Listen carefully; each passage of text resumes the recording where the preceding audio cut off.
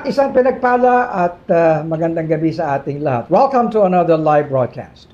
Speaking to yourselves in psalms, hymns, spiritual songs, singing and making melody in your heart to the Lord. That comes from Ephesians 5:19. Ang sabi nga nila, music is the right hand of preaching. Kaya pa magpipreach ako, hindi pwedeng walang music muna eh. Okay? Pati choir, di ba? Because it helps prepare the hearts when people listen to God's word. At alam mo, Reza, ako rin ay isang musikero. Siyempre, alam ko. Musikera ka din, di ba? Okay. Well, nakakontribute po tayo ng ilang awit sa papuri at sa sarili ka sa Far East Broadcasting Company.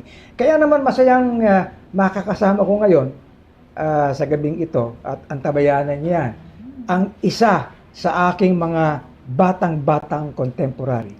Pagdating sa paggawa ng mga Christian gospel music, abangan niyo yan sa aking pakipagkwentuhan kay Pastor Raymond Remo at ang kanyang wife na si Betty Millafor Remo. Ayan, at kung ang musika po ay isang epektibong medium upang makapagpahayag ng salita ng Panginoon, gayon din naman po ang digital media platforms. Right Now Media, it's a mobile app for discipleship. So let us know more about their advocacy in Espresso Self. We prepared good topics for you tonight, so stay with us for an hour of good talks. Ako po si Reza Abante Yebra. Of course, ako naman po si Bishop Ruben Abante. Join us and let's have good talk over good coffee. Welcome to the Lighthouse Cafe. Mga usaping in, mga paksang trending, Mga talakayang may kabuluhan. lifestyle at kultura ang sariling atin. Buhay Pinoy, pag-usapan natin dito sa Espresso Self!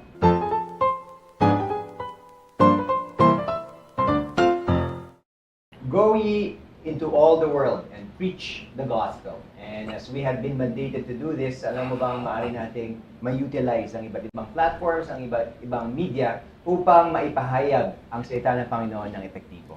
Agree ako dyan, Gabby. And magandang halimbawa nga yan, syempre ang ating very own na GCTV, no, or ang Great Commission Television na 24/7 Christian TV station, no, sa Signal, Channel 185. At dito po sa GCTV, we show biblical Christian content from various content providers. At meron ding isang media, Gabby, na digital media ministry na tinatawag po na Right Now Media, with the aim of helping every person, family, small group, student to grow their faith with 24/7 access to more than 25,000 na biblical videos. Oh, 25,000 biblical videos. And so, joining us tonight is Mr. Hans Chua D. and Pastor Romel Umel from Right Now Media. Welcome to Lighthouse Cafe. I know this is your first time, so Yes. it's a blessing to have you. Thank you for having us. Thank you for inviting us. Yes. So let's talk about Right Now Media, a very interesting name.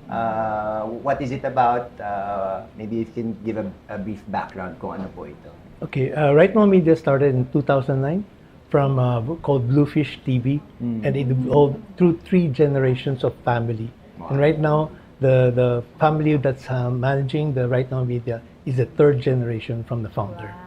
And basically, in a nutshell, we describe Right Now Media as a Netflix of Bible study videos. And then Ryan, you want to add?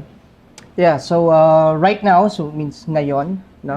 So what we mentioned. Kayo na po ba yung third generation? no. So it's from US, no, as Brian Mosley. So, but technically this is actually the world's largest video-based Bible study of discipleship resources for the global church. So it's a media. So it's a way to communicate. No, it's an avenue, a means of communication. And Right Now Media use the making videos, no, video series to para maibahagi yung salita ng Panginoon, no, to create biblical resources for the benefits of the global church into video format. So which is very important nowadays, especially nasa panahon tayo na if we want to learn something, previously we fetch books and read. Ngayon, nanonood na tayo, no, so yung learning pattern is nandun na, so that's what we do.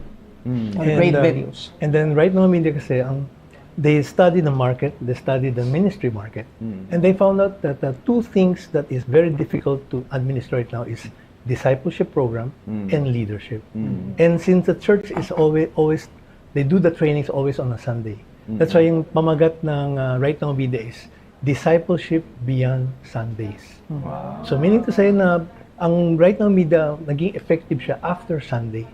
Kasi people thought that to do discipleship and leadership, you have to go to church. It's But parang now, it's limited to the Sundays. correct, by the four walls. With Right Now Media, it's 24/7, 25,000 videos you can download over the phone, laptops, or your TVs, and then you can watch it in your own perfect timing. And so from there, you develop catering to different segments of the family, of the workplace, and also for the community. And na-mention nga po ni Pastor Mel na kasi parang ngayon po talagang ang in po is yung videos na no, if you want to, Yes. siguro parang how to ganito, ganyan. Parang talagang ang sinesearch na natin is via YouTube, ganyan, Right. parang mga instructionals, no? So talagang videos na hinahanap nila kasi parang hirap na po even with the articles, no? So ano po yung parang nagiging medium? Is it, ano po ba, website or may app na po ba na parang, yun nga po, parang Netflix, ganyan? Paano niyo po siya kinakalat? All right. So Right Now Media is it's web-based. It means first of all, it's a library, no. So it's not the typical library na books, but just imagine those the books into videos. Online library. No, ganun siya, no. So there's a web page. No, we have what we call rightnowmedia.org, no. So doon nakikita yung library ng Right Now Media, doon na papanood, and also na-browse yung mga contents and yung mga study guides. At the same time, it's app-based. So meron siyang application na, so that's why you'll be able to minister to God's people anytime, anywhere. So nowadays, as much as possible, we're not like Jesus. Jesus is no longer here. The Holy Spirit is just with us, but physically, hindi na siya katulad before, like the 12 apostles na they are literally with Jesus 24/7. But nowadays, most of the time kasama nila yung kanilang mobile devices. So with the using this mobile devices, nandun yung app, nandun yung library, so somehow we'll be able to disciple God's people sa kanilang opisina, sa mga estudyante sa kanilang eskwela habang nabiyahe. No, so because so this discipleship materials is right on their fingertips. Amazing. I think you term your pastors Netflix of biblical Yes. support, Videos. resources, content, no? So very clear siguro sa ating mga viewers, no? Let's talk about you mentioned kasi that it's all-in-one, one-stop shop or source. I think the good thing about this is you've organized all these resources, yung 25,000 videos. Who exactly are we targeting na makatulong to be able to benefit from all these resources? Lahat po ba ng mga ministry workers or even yung mga usual po natin mga kabataan, mga employees? If you can talk about that. Yeah. So Right Now Media this is a one-stop. We call it a one-stop platform for all discipleship resources. So we provide different resources actually for all age categories. So para siyang library, if you're going to look at the platform, is section for youth, for students, for young professional, for those who are in the marketplace, para sa mga parents, So this is not a platform just exclusively for the leaders of the church or for the pastors. So ito ay mga materials and discipleship resources para sa lahat. Nice. So ganun po siya. Nice. So talagang parang archives for all na if you want parang resource materials for your ministry, ganyan. Parang isang click lang nandun na lahat na and yun nga, parang nakategorize Yes, it po is. siya. Ano po ito, parang mayroon din po siya per topic. Parang ganun po, kunyari po. So Right Now Media focus on creating dalawang uri ng content. So we have what we call the book-based study. Book-based study is the systematic teachings of the books of the Bible, from the entire book, from book of Genesis up to the book of Revelations. At the same time, we have what we call theme-based. Kumbaga, from that 66 book of the Bible, paano siya i-apply sa iba't ibang sulok ng buhay ng pananampalataya.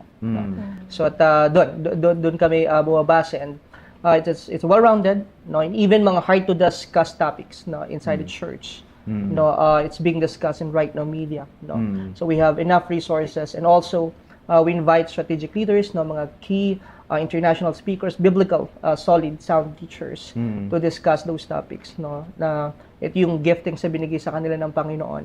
So we invite them to be part of one platform para maging blessing sa global church. So ayun, so ganun po yung platform ng Right Now Media. Very interesting. What I like about it is it's organized na in one place. Hindi mo na kailangan mag-research ng sarili mo, no? I'm not sure kung may AI component na rin baka in the future, no? But let's talk about the content. You mentioned over 25,000 videos, a lot of other resources, no? I'm sure there would have been some screening siguro in terms of exactly what the content we will be covering or you're covering there. What about yung mga speakers then? There's some, I guess, how do you manage yung mga partnership with different ministries and different speakers?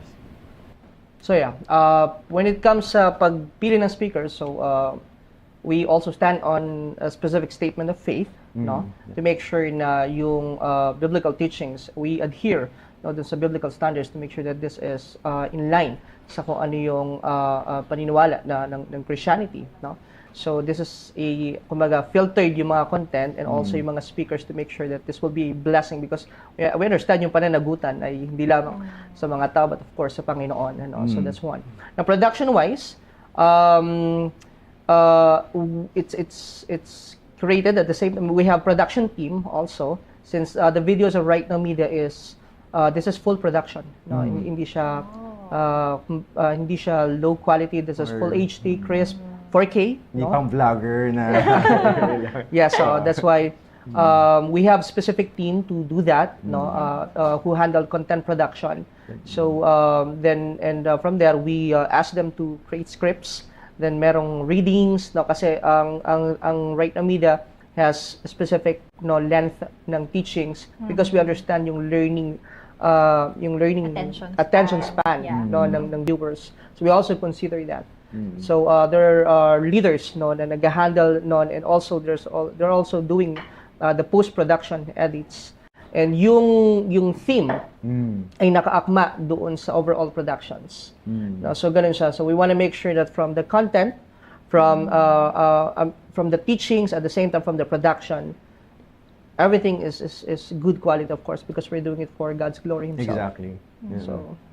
So, napakaganda, no, Gabi? Kasi yun nga, para tayo nakaka-relate din coming from the production Yes. side. Na nakita natin na parang from the start, talagang parang yung pagkaduktong-duktong niya is talagang minimake sure natin na every step po ay malinis na. So, siguro parang coming dun po sa 25,000 plus pa na biblical videos, no? Paano nyo po siya minamanage yung ganun? So, lalo na po siguro po dito for the Philippines, no, sa atin. Parang, meron na po ba kayo mga local content, ganyan? And paano nyo po siya siguro pinoproduce if may konti parang glimpse pa of paano siya nangyayari for the Philippine audience po, lalo na po yung ating mga ministry people, personnel. Sure, if I may answer that.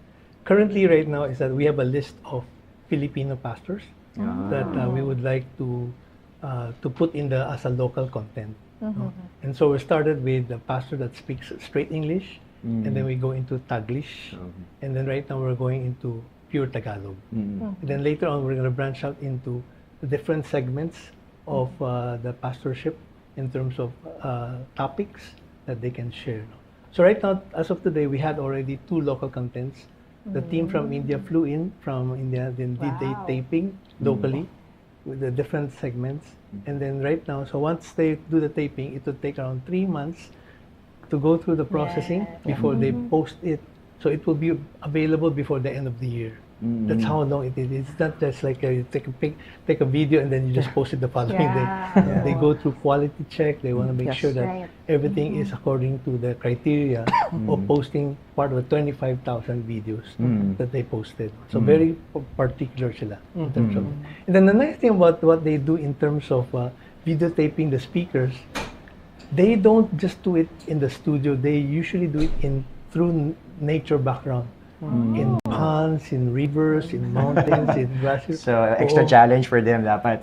Exactly. Logistics, yeah. Kaya yung huling ang videotaping na tinaman sila ng ulan. So they have to wait for one day, just sa loob lang sila magfe-fellowship bago sila nag-umpisa ng shooting because they want to capture the rainbow. They want to capture the essence of the nature para magkakaroon ng maganda yung mensahe pagdating dun sa delivery ng mga speakers natin. So, right now we have 2, and by next year we'll probably be looking for 3 more, and then mga ganun ang pandagdag po natin. Wow. So, what I'm picking is obviously there's a great deal of carefulness, Yes. high quality, especially because we're to your point, sharing the biblical message, the gospel itself. So very important yun. You talked about 25,000, and I'm sure dadagdag pa yan, Sir Hans, Yes, no? yes. Pastor Ryan. And with the digital age ngayon, yung mga current issues ng mga ating society, I'm sure may part din, may team din kayo who evaluate mga potential topics. What would we add to our library? How do you go about that process po? And siguro mga plans, preview of plans siguro on additional resources that we're looking to add sa ating platform. One thing that the Right Now Media is focusing on is how does the enemy attack the Christian faith. And they found out that family is the number one place that they attack because from the family, Very once na magsabog-sabog sila, doon hindi na magkakaroon ng Right unity. at the heart of the yung smallest institution natin. Exactly. Yeah. So they're right now focusing on creating videos, speaking message on families. No? So that's one thing that they are going to do. And then gradually they're going into the workplace. Kasi sa workplace, ang focus ng workplace is profitability. Yes. But they're not concerned about the spirituality of the employees. Wow. So parang ngayon, tinatawag din na holistic approach. No, parang body, mind, and soul. You target everything. As far as the HR is concerned, they normally target only two fronts. They don't target the soul. So Right Now Media has a series of videos that focuses on values that an employee of a corporate can adopt and apply them biblically in their workplace. And we believe that there was a study recently that came out that says that in a corporate setting, you have people who delivers, but after they deliver the following day, nagkakaroon sila ng depression. Kasi they feel that baka hindi nila maulit yung success nila. But people who have Jesus inside their hearts, tuloy-tuloy yung joy nila kasi once they praise the Lord, the following day they say, Lord, ano pang Another susunod? opportunity. How can Yeah. I glorify your name? Yes. So iba yung pananaw nung sa mga corporate. So once they involve the value systems of biblical value system using the Right Now Media videos, which they can download and study, you can see a change and transformation in the workplace. So yun ang mga dalawang major focus na ginagawa ng Right Now Media. Actually, curious po ako dyan, no, Sir Hans, kasi yun nga po parang ngayon po nakikita natin na ang ganda po na meron po tayong ganitong platform no, through web-based and even through app.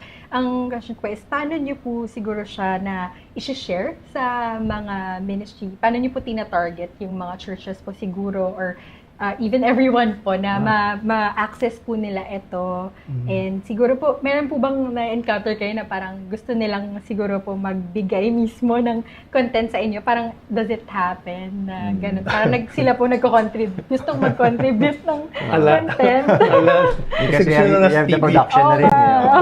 Correct. And the Right Now Media thing is that during the whole time that they started, when they roll out those videotapes, those programs, a lot of thought that individuals can subscribe. Yeah. Right Now Media was saying that no, we only work with churches. Only churches. Because gusto nila na magkakaroon ng filtering. Right. Na hindi siya gagamitin sa ibang paraan, Yeah, ibang or bagay, ibang motive, o yeah. ibang motive. So when you go to churches, again, yung pastor ang may karapatan magbibigay ng Hindi po access. monetization. Oo, hindi na po peperahin, no, di ba? Na parang for every video, you get 10 pesos, you pay Yeah. ng mga ganun. No? So focus sila doon na to make sure that yung deliverables nakarating doon sa tamang kamay. No? Then along the way, syempre, may mga churches who says, do you plan to use mga ganito? So parang may mga parinig. No? Yeah. But again, we all say that yes, you can send us your request, but we need to pray about it. Yes. So, Kasi we follow the Lord's leading kung sino yung pipili. Kasi pag sasabi mo sa isang listahan, dami mga magagaling na speakers sa Pilipinas. The question is, sino uunahin namin? Right. So we seek the Lord, and the Lord will tell us that you use this pastor because this is the topic, the theme, yung strength niya in terms of deliverables so that when people download and see the video, they will be able to see the encouragement, the motivation, and the inspiration to be Christ-like. It's such a huge, massive ministry, no? And I'm sure, if I may ask, how do you sustain siguro yung operations? Maybe take this opportunity also to invite even our viewers, no, or churches, institutions, kung paano po nila masusuportahan ang ating Right Now Media. Okay. So right now Media is a non-stop, non-profit company. So it's operating in the world, basically. And it's not necessarily surviving on that, but right now it makes, in terms of support from subscription. Because Right Now Media is downloadable, but again, you need to subscribe. Just like Netflix, for you to get Netflix or Spotify, you need to subscribe. And once you subscribe, you have access to all the 25 videos, downloadable 24/7, anywhere, anytime, in different platforms, from laptop, TV, to cell phones. So in that sense, it allows you freedom to do what you want to do, learn about discipleship, learn about leadership, but all of them through subscription. Yes.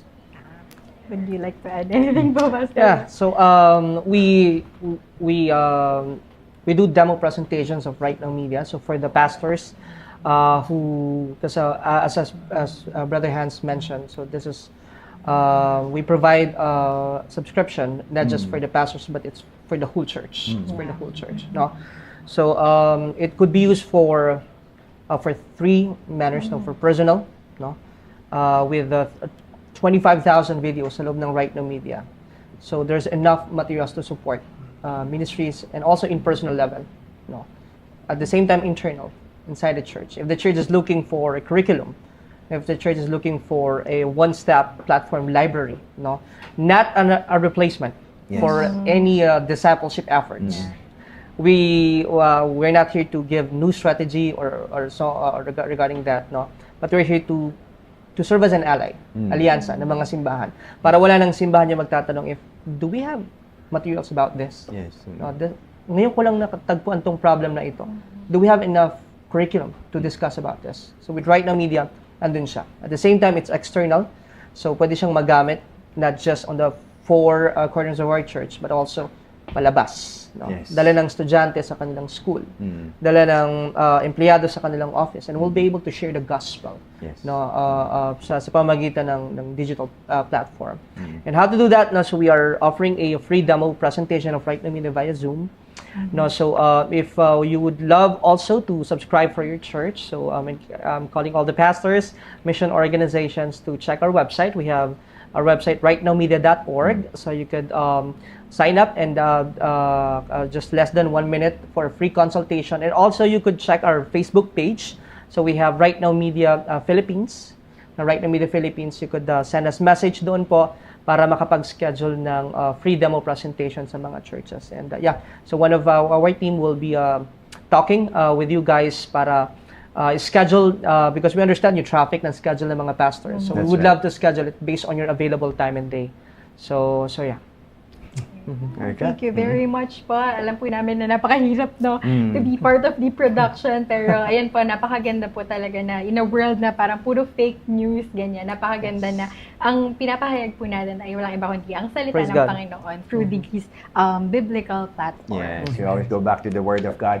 Right message, the right platform that needs to be delivered right now. Pero ngayon po, dadako po tayo with some Christian gospel music. Susunod na po ang ating What's Brewing.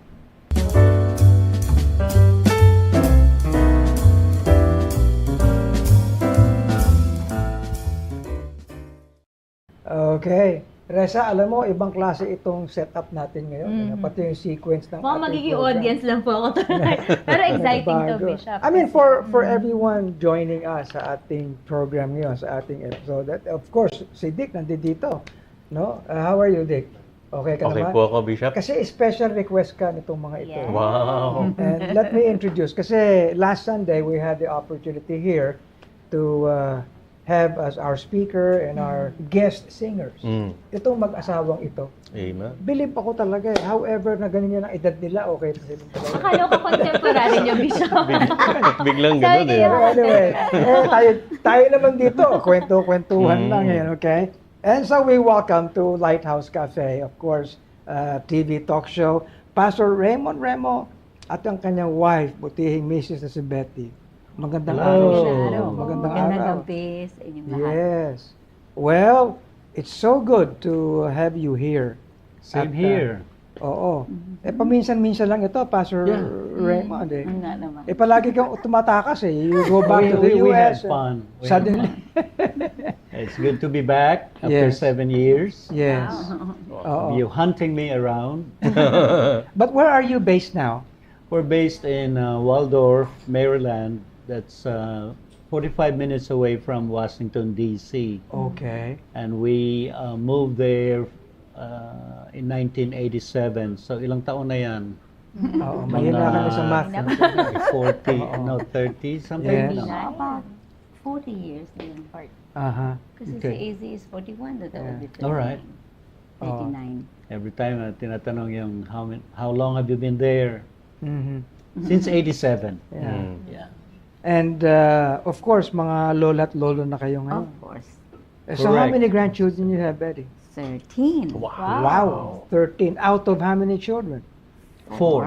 Four children. Yes. And Very- all of your very grandchildren po, picture, kasama niyo po lahat ng mga ano din po, grandchildren. They're all in the same state or The same area? the seven, our eldest Izzy, who has 7 children, nasa Colorado Springs, Colorado.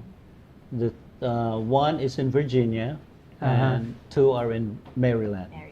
Okay. Now, siguro people may be wondering bakit nandito kayo ngayon sa show na ito. Kasi alam mo, of course, Pastor Raymond, we go ways back, many long years, and we were together when we were writing some songs. You know, tapos umalis ka nga dito kaya nawala ka sa setting sa Philippines. But your songs remain. And actually, many Bible believers, you know, still remember your songs. Kahit na matagal na yon, that would be what, 1978, 79? In the 70s, yeah. 70s, no? Tanging Alay was in Yes. 78. Oo. Yes. That would be what, 50 years ago na. Hindi ba? Almost. Pero buhay pa yung mga awit na yun. Kaya ito, Dick, Opo. Reza, we are using this time para we reminisce these songs. Lalo na yung pinakasikat. Mm. I cannot forget your song. One of your songs na naging feature sa Papuri. Yes. No? Which I will want you to sing. Mm. At mamaya naman yung isa, kayo naman magjujuwit dalawa. Yeah. Okay, kami audience lang kami. You're Papakinggan not namin gonna kayo. join us, huh? Oh, hindi, si Dick, mamaya we can go trio. Yeah. Yeah. Okay? So, Imagine, ito- Pastor, nung panahon na sinulat niyo yung awit na yun, Oo. hindi pa kami pinapanganak nun. Pero nung naging mananampalataya kami, nalaman namin yung awit na yun. Ganon kalakas ng impact ng inyong awit ito, sa mga mananampalataya. ito yung song na Ang Tanging Alay Ko, di ba? Yes, sir. Okay? Yes. Sinong awit yan sa Papuri? I think Ma- it's Marilu. Marilu Parañas. Yes, okay. and, Oh, Papuri 1 yun. we Yes. owe it all to her. Yes. Sumali siya sa Tagis Himig, and then that's just the Mhm. beginning of the journey of that song. Yes. I didn't expect for that. to Ako rin, be yun din ang naging brilliant. platform ko. Tagis Himig Yeah. and then Papuri. Mhm. Yes. So, ito, pakinggan niyo po. Panoorin niyo. No? Pastor Raymond Remo with this song, Ang Tanging Alay Ko. Salamat sa iyo,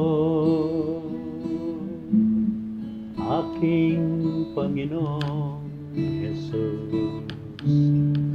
Ako'y inibig mo at inangking lubos. Ang tanging alay ko sa iyo, aking Ama, ay buong buhay ko, puso at kaluluwa. Hindi makaya ng may pagkaloob, mamahaling hiyas at gintong nilukob Ang aking dalangin, O Diyos, ay tanggapin. Ang tanging alay ko, naway gamitin. Ito lamang, Ama, wala nang iba pa akong iniling.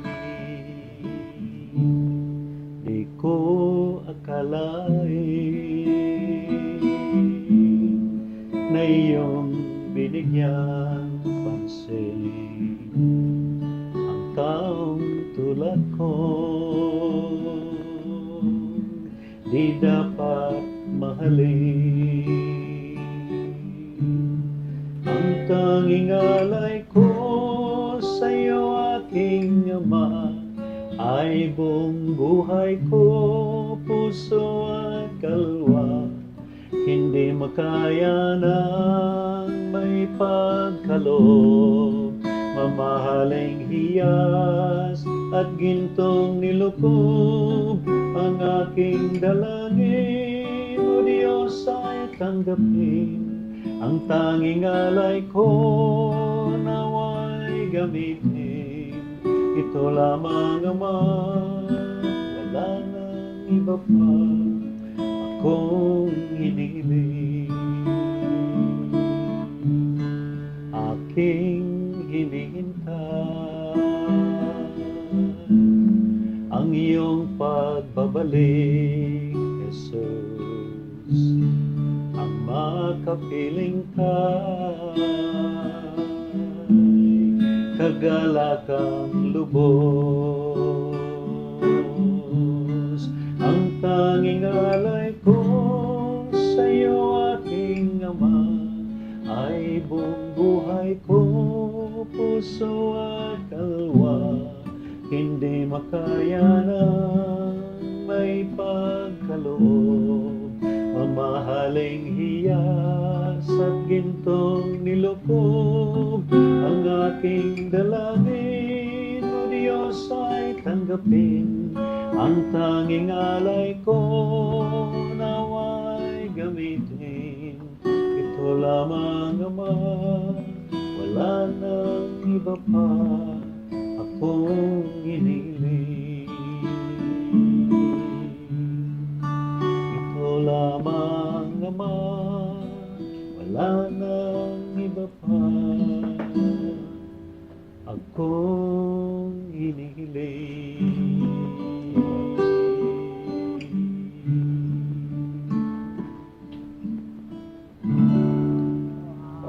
Great! Laksa kayo lahat! Ang dami natin audience dito. Wow! Salamat. That's 1970 what? 78. Actually, 78. just turned 47 years old this last month, And July practically, 22nd. practically, dito sa Pilipinas, halos lahat na nagpo-profess ng Christianity, inaawit. Inaawit. Mm. Oo. Yes. Oh, Pati praise si Manny God. Pacquiao yata. Hindi, maraming din Shout out nakakaalam to na Manny Pacquiao. ikaw, Siya po isang ang sumulat. isang pastor ng Baptist Church ang Yes. sumulat niyan. Oh, Raymond Remo. Wow. Amen. Anyway, meron ka pang ibang awit na na-feature sa Papuri? Or I know sarili ka? the first one was Jesu Cristo ang tanging daan. Oh! Make a long story short, that's where I've heard about Bishop Reuben. From then on, I was trying to hunt him. At Alam mo, sabi ko, sino ba talaga to si Reuben Kasi ang Abante? nangyari Bakit niya, po? Anong story? Ay, ay, kaya ay. ba kine-credit sa akin yung song na iyon? Hindi naman ako ang Nalito sumulat. sila. I actually did not know that it was being credited to me. Kaya you say it, Napakaganda ng hindi ng po si rendition. Ruben Napakaganda. Abante ang nagsulat nun. Yes. Okay? The first time I remember nasa Bible college pa kami, Bible Yes. students. And then sabi nila, kinakanta yung tanging daan. Tapos we were all just listening, all ears sa radio. Tapos at the end of the song, composed by Ruben Abante. Lahat sila nag-react sa My goodness. Uh, I need to apologize for that, pero wala akong It was kinalaman. a blessing. And then I know Tanging Alay was also included there. Si Paulie Prieto, I don't know if Yeah, you've I heard know. of her. Paulie the- Prieto, yeah. The title yata ng Christian songbird or Filipino songbird Yes. of the Philippines, and her nephew, they sang Ikaw Ba'y Tapat, or Oh. entitled Tapat. Kung sakaling ika'y Oo. haharap na sa Panginoon. And then, Bakit Ako Naglilingkod sa iyo, subtitle, Pag-ibig ang tanging dahilan. With Bishop Ruben, his own rendition, and also Rich Abante Yes. sa That's ano my sa niece, YouTube. oo. Yes. So, Iba-ibang rendition iba-ibang style, no? but Pero it's really a blessing kahit hindi kami nagka-communicate ni Bishop personally. Parang matagal na kami magkaibigan. The bond is just unbelievable. yes. We just met 3 times, but every time we talk, parang Oo. magkakilala na kami for a long time. And We even had an opportunity to sing trio ng Yes. Together. ng uncle mong si Ira. Oh, Yes. wow. Yes. and Yung that was bunso easy. namin. Before 81 po yan, ano? Yes. Before he died. Before he died in 1982. 82. Yes. Well, so why don't you sing kayong mag-asawa? Okay. Yung yung Bakit ako naglilingkod? bakit ako tell us the story. Bakit ganun? Bakit ako naglilingkod sa iyo? Well, I was an intern sa General Natividad, Nueva Ecija. Mhm. And I was just sitting down one time, and then I was thinking of the Christian workers, mga pastors, Oo. particularly. At I felt how some of them were discouraged, nagtitiis, na naglilingkod sa Panginoon, and the whole story behind it is that bakit nga ba tayo naglilingkod sa Panginoon? Yes. And then maybe some people think God promised us heaven, Mhm. that's why we're serving Him. Yeah. Or the Bible talks about rewards. Yes. Ang iba, yung motive nila, kayamanan or recognition Yeah. or rewards. And ang sa isip ko, dapat the right motive and the only Correct. motive that we should have is because we love God. Yes. That's why Amen. we serve Him Yeah. even if we were suffering o talagang naghihirap o nagtitiis. And this is often requested, Betty, itong song na yan. Kaya pag inaawit ko, well, very impactful yung lyrics eh. Yeah. No, hindi sa kayamanang, di ba? Or anyway, so here is Pastor Raymond Remo and his wife Betty with the song Bakit Ako Naglilingkod sa iyo.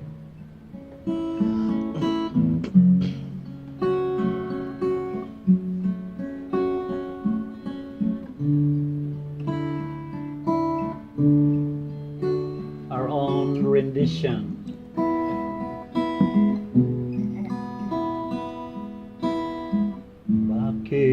Bakit ako naglilingkod sa'yo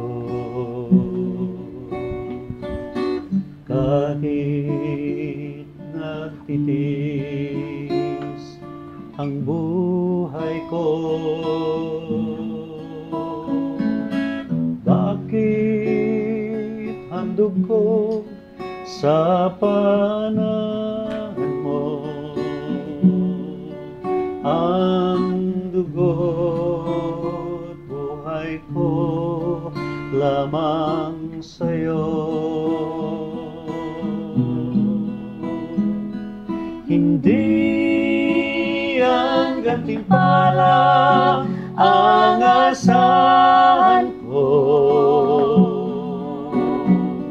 di langit ang dahilan kung bakit ako'y iyo. Hindi ang kayamanan, ang kapalit, O Diyos. Pag-ibig ang tanging dahilan.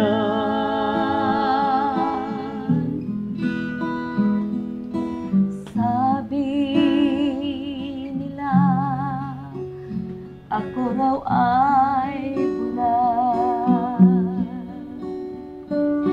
Parang nababaliw na raw ako. Kahit anuman ang maririnig ko, di ko magawang iwan kita. Hindi ang gantimpala ang asahan ko, di langit ang dahilan kung bakit ako'y iyo. Hindi ang kayamanan ang kapalit, O Diyos. Pag-ibig ang tanging dahilan.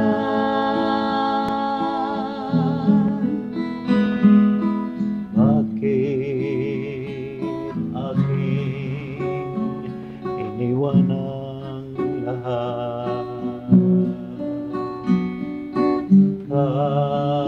Kapurihan man, kayamanan, hindi ko sila kinakakailangan ng mapaglingkuran lamang kita. Hindi ang gantimpala ang asahan ko,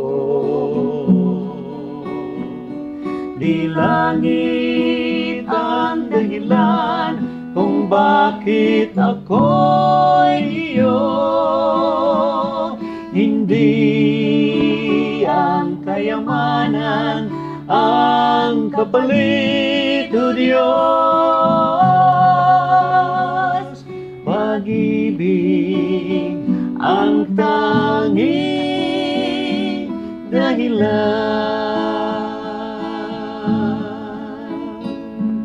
Hindi ang kayamanan ang kapalit, O Diyos. Pag-ibig ang tanging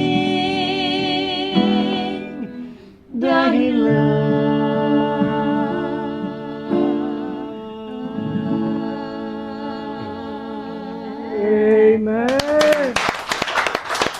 That's great. Thank you for singing that song, Raymond. And, Thank you. Betty. Alam mo, iba talaga kapag ang sumulat ng awit, Ang no? siyang kumakanta. Ang siyang kumakanta. Iba eh. Yes, Hindi na rin totoo. Diba? sa lyrics. Naiyak pa naman Oo, ako. Wow. talaga. Pareho po ba kayo may background sa music? Curious lang po ako, Yeah. Ma'am Betty.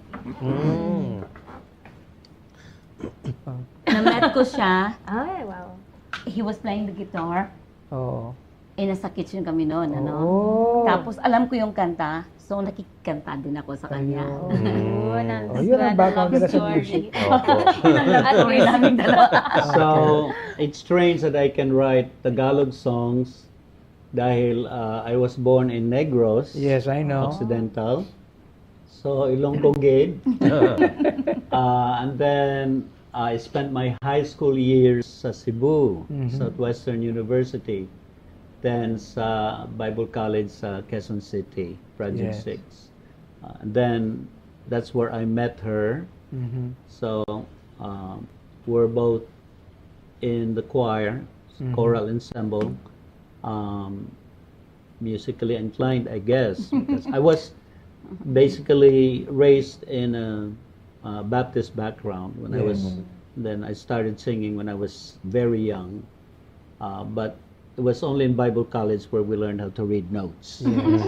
Si Betty Pare-pareho. naman is from Pare-pareho tayo. Mindanao, Yes. originally from Cagayan de Oro City. Yeah. And then I grew up in Pulamulok, South Cotabato. Yes. Alam mo, nung sinimulan niya yung papuri and all the artists then were giving their testimonies. At ang marami doon, of course, ang background nila formal music, conservatory. I didn't have any formal music. Ang sabi ko noon kay Talent Dr. lang. England nung araw, I didn't study formal music. I only have what God has given me. Yes, amen. And sabi niya, that's what you need to have. Yes. Amen. Oh, It's a yun, gift. nagsimula na yung papuri. Yes. Well, I have one more request, yung awit. Okay. Yung, And we Sige. invited Dick to sing with us so that we can do a let me trio. switch. All right. Di ba? You sit there, Oo. so you are singing Eh, trio anyway. Sa gitna ka. Okay. Diyan ako. Para, yan. Very Then you spontaneous play. po tayo Oh, dito. and I'll play the guitar. Tele po natin sila. Good. Ito. Diba? Alam nyo, ganyan talaga dito sa Lighthouse Cafe. Informal. Informal. Mas maganda yun eh. Yeah, at Di ba? ease. Oo. Can Walang you hand me tension. that capo? Yan. Ayan. Okay to. Very good. So, give an introduction to this song, please. Okay, so when I was in my first year of in Bible school, meron kaming practical work pag Sabado at saka Linggo. We were assigned to different churches. I was assigned in Taytay, Rizal, Emmanuel Baptist Church at the time. And I was teaching both junior choir and the adult choir. When about after a month or so, the Lord just led me into the idea of why not teach the young people Tagalog songs.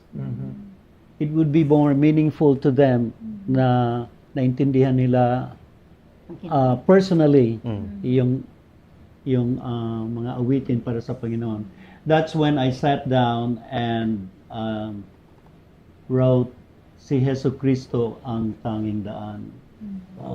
Talking about Jesus Christ saying, I am the way, the truth, and the life. No man cometh unto the Father but by me. That's talking about our good works as compared to filthy rags before God. Ang ating mga mabuting asal ay wala yang kahalagaan or halaga sa salvation natin. It's only through Jesus Christ. That's the background.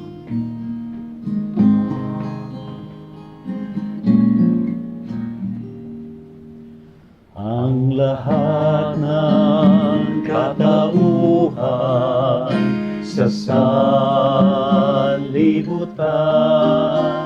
may sariling ninanais na patutunguhan, ngunit bawat pag-asa ay di magtatagumpay kung wala si Jesu Cristo tanging daan.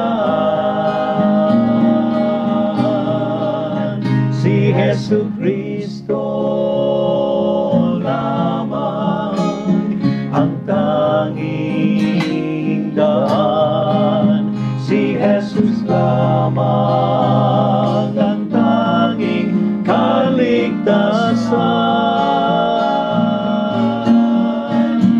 Kung matatanggap ng tao itong katotohanan, kakamtan niya ang walang hanggang buhay.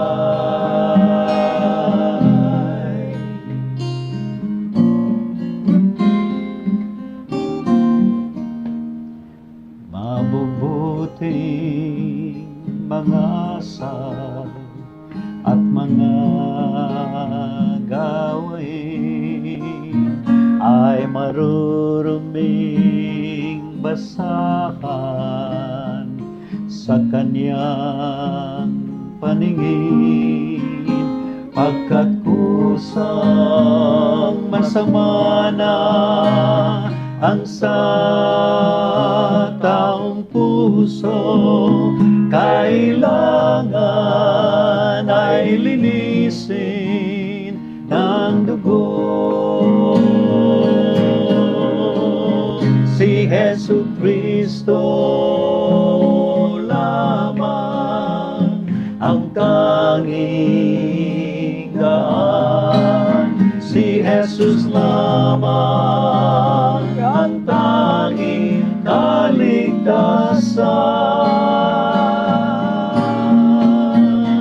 Kung matatanggap ng tao itong katotohanan, kakamtan niya ang walang hanggang buhay. Si Jesu Kristo lamang ang tanging daan. Si Jesus lamang ang tanging kaligtasan. Kung matatanggap ng tao itong katotohanan, kakamtan niya ang walang hanggang buhay. Kung matatanggap ng tao itong katotohanan, kakamtan niya ang walang hanggang buhay. Buhay, buhay, buhay.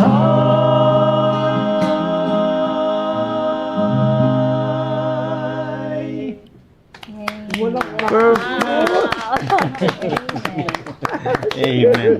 Thank you, Brother Dick, for Thank you, joining Well, us. It's my favorite. Alam nyo, kung meron lang oras pa, tutuloy-tuloy na natin. Concert.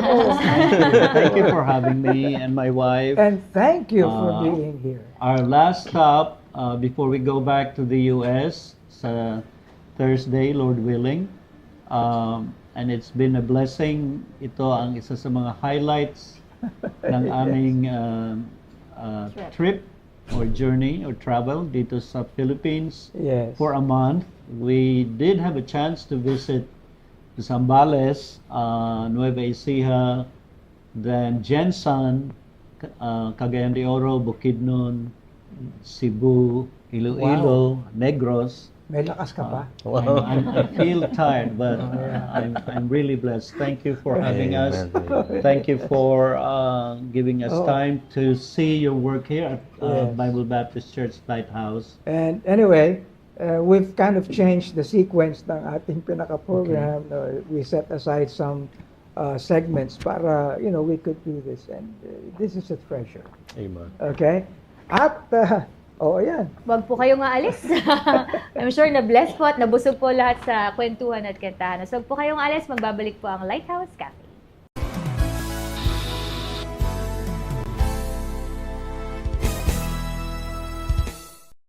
Ayan, at dumako na po tayo sa ending ng ating programang ito na napaka-unique, ha?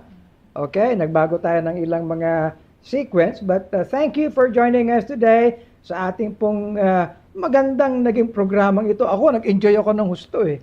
Yes! Nakakatawa po sobra and nakaka-bless din po, lalo na po ang mga naging guests mo natin.